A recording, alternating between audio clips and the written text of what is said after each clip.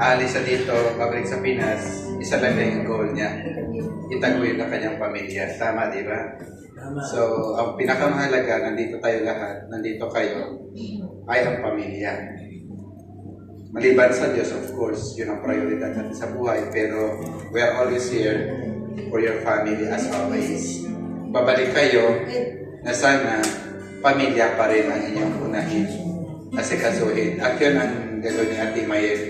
Si Ate Mayen pumunta dito walang pamilya. Nandito siya, nagkaroon siya ng pamilya. Kayo. Bago ako dumating, kayo ang pamilya niya.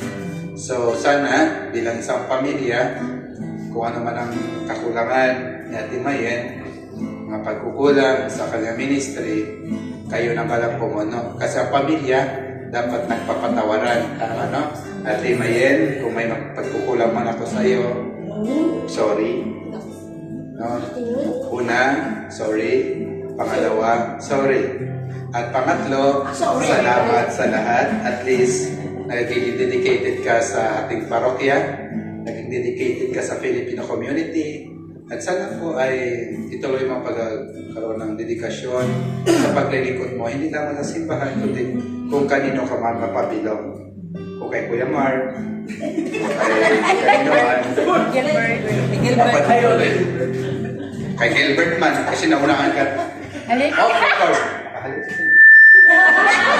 So, First is si Mayen yun. Oh. I beg to disagree. So, ganun pa, Ate Mayen, sa ngalan po ng ating community, ating parokya, St. Peter Paul Ruby Church, sa ngalan po ni Father Stephen Thomas and Burgess, Father Jesse, in Church of Filipino Community, ay isa lang pa namin.